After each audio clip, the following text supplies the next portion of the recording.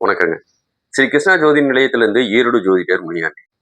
நம்ம தினம் ஒரு ஜாதகம் அப்படிங்கிற கணக்குல பிறக்கக்கூடிய குழந்தைகளுக்கு ஜாதகம் போட்டுருக்கோம். அதுல 31/12/2025 பிறக்கக்கூடிய குழந்தையின் ஜாதக பலன்களை பார்க்கலாம். குழந்தை பிறக்கிறது புதன்கிழமைங்க.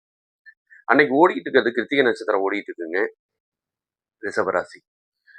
ஒரு பாதம் மேசத்திலையும் மீதி 3 பாதம் ரிஷபத்திலையும் அமையக்கூடிய அமைப்பு. சூரியனோட சாரத்துல பிறப்பாங்க. சூரியனாவே அதிகாரத்துக்கு சொந்தக்காரங்க, பிரகாசத்துக்கு சொந்தக்காரங்க, அழகுக்கு சொந்தக்காரங்க, தனலாபத்துக்கு சொந்தக்காரங்க அப்படிங்கிறத எடுத்துக்கலாம்.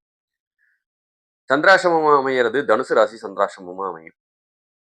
நட்சத்திர நாம எழுத்துக்கள் என்ன மாதிரிலாம் பேர் வைக்கலாம் குழந்தைக்கு அப்படின்னு சொன்னோம்னா, ஆ, இ, உ, ஏ இந்த பேர் நாமெல்லாம் தாராளமா குழந்தைக்கு நம்ம வைக்கலாங்க. திதின்னு பார்த்தோம்னா, துவாதசி திதியும், யோகம் சாத்திய யோகமும், கரணம் பவகரணமும், பஞ்சபட்சின்னு எடுக்கும்போது வல்லூர் தான் பஞ்சபட்சியா ஓடிட்டு இருக்கக்கூடிய அமைப்பு. குபேர புள்ளின்னு பார்த்தோம்னா சித்திர நட்சத்திரம் 2ஆம் பாதம்.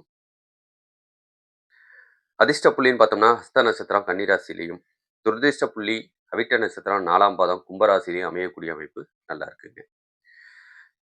கிருத்திகை நட்சத்திரத்துல பிறக்கக்கூடிய உங்களோட குழந்தைக்கு எடுத்த உடனேயும் தசாபுத்தி சூரியன் தான் தசாபுத்தி நடத்துவான் ஒரு 6 வருஷமும், சந்திர தசை ஒரு 10 வருஷமும், செவ்வாய் திசை ஒரு 7 வருஷமும், ராகு தசை 18 வருஷமும் தசாபுத்தி நடத்தும். இப்ப சூரிய தசை நடந்ததுன்னா எந்த லக்கணம்லாம் பாதிக்கப்படும் அப்படிங்கிறது நமக்கு வேணும். முக்கியமா பாதிக்கப்படக்கூடிய லக்கணங்கள் மகர லக்கணமும் மீன லக்கணமும் பாதிக்கப்படும். தந்தைக்கு கடன், நோய், வம்பு வழக்கு பிரச்சனை, போலீஸ் ஸ்டேஷன், கோர்ட் வரைக்கும் இழுத்து கொண்டு போகக்கூடிய அமைப்பை ஏற்படுத்துவாங்க. அடுத்து வர சந்திர தசையும் பார்த்தீங்க அப்படின்னு சொன்னோம்னா தனுசு லக்கணமும் கும்ப லக்கணமும் பாதிக்கப்படும். கிட்டத்தட்ட இந்த 4 லக்கணம் முழுசா பாதிக்கப்படும். குழந்தையோட ஒரு 15 வயசு வரைக்கும் 16 வயசு வரைக்கும் நடக்கும் அப்படிங்கிறத எடுத்துக்கலாம். அதுக்கப்புறம் பார்த்தீங்க அப்படின்னு சொன்னோம்னா நடக்கிறது செவ்வாய் திசைங்க. இந்த செவ்வாய்க்கும் ராகுக்கும் பார்த்தோம்னா நமக்கு மிதுன லக்னமும் கன்னி லக்னமும் கொஞ்சம் அதுவும் கூட தான் ஆகாது. அதுவும் கரெக்டா இருந்தது. மத்த 6 லக்னத்துல குழந்தை எடுத்தாலும் பாதகம் இல்ல. இந்த 6 லக்னம் கொஞ்சம் பாதகத்த குடுக்கும் அப்படிங்கிறது எடுத்துக்கலாம். முக்கியமா சொல்லப்போனா மிதுன லக்னம், கன்னி லக்னம், தனுசு, மகரம், கும்பம், மீனம். இந்த 6 லக்னம் மட்டும் கொஞ்சம் ஆகாதுங்க.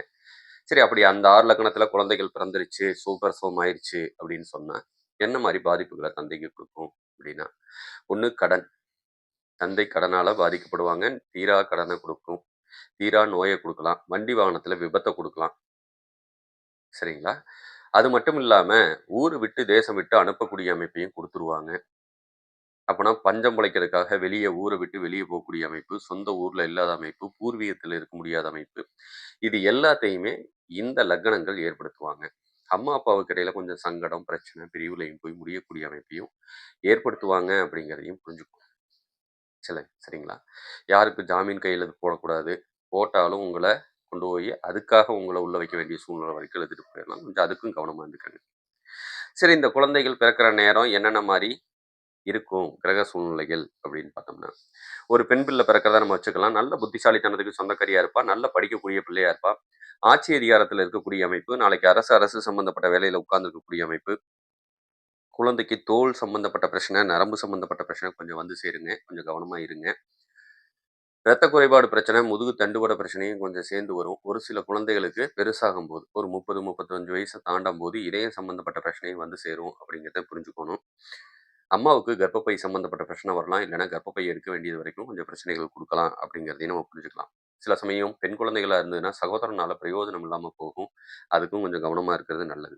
பிரம்மகத்தி தோஷம் இருக்கிறதுனால எவ்வளவு சம்பாரிச்சாலும் தந்தை கையில நிக்காது. முடிஞ்ச வரைக்கும் பார்த்தீங்க அப்படின்னு சொன்னோம்னா, வீட்ல பசுமாடு வளர்த்துனீங்கன்னா, அந்த தோஷமும் இல்ல. டஸ்ட் அலர்ஜி, வீசிங், மூச்சுத்திணறல் சம்பந்தப்பட்ட பிரச்சனையும் குழந்தைக்கு வந்து சேரும் அப்படிங்கிறதையும் நம்ம புரிஞ்சுக்கணும். அம்மாவுக்கு உடல்நலம் கொஞ்சம் பாதிக்கப்பட்டுக்கிட்டே இருக்கலாங்க. தந்தை வழி சொத்துக்கள் நல்ல லாபம். ஒரு சில நேரத்துல தந்தை அரசு சம்பந்தப்பட்ட வேலையில உட்கார்ந்திருந்தா என்ன லாபம்? சரியான கோவத்துக்கு, ரோசத்துக்கு சொந்தக்காரரா இருப்பாரு. தனலாபத்துக்கு சொந்தக்காரர் தான். ஆனா, பிரம்மகத்தி தோஷம் இருக்கிறதுனால தந்தையும் கொஞ்சம் கஷ்டப்பட வேண்டிய சூழ்நிலையோ, பணத்துக்கு கொஞ்சம் அலையக்கூடிய சூழ்நிலையோ ஏற்படுத்தலாம், அவ்வளவுதான். இதே ஒரு பையனோட ஜாதகமா இருந்ததுன்னா, சோம்பேறித்தனத்துக்கு கொஞ்சம் சொந்தக்காரன். ரொம்ப நல்லவங்களா இருப்பாங்க. ஊருக்கு உழைக்கிற பையனா இருப்பான். இவனுக்கும் டஸ்ட் அலர்ஜி, வீசிங் சம்மந்தப்பட்ட பிரச்சனையை இது ஏற்படுத்தும். வண்டி வாகனம் வச்சு தொழில் பண்ணா தந்தைக்கு நல்ல லாபம். சில சமயம் இவங்களே பார்த்தீங்கன்னா, கம்ப்யூட்டர் சம்மந்தப்பட்டது படிச்சாங்கன்னா நல்ல லாபத்த குடுக்கும்.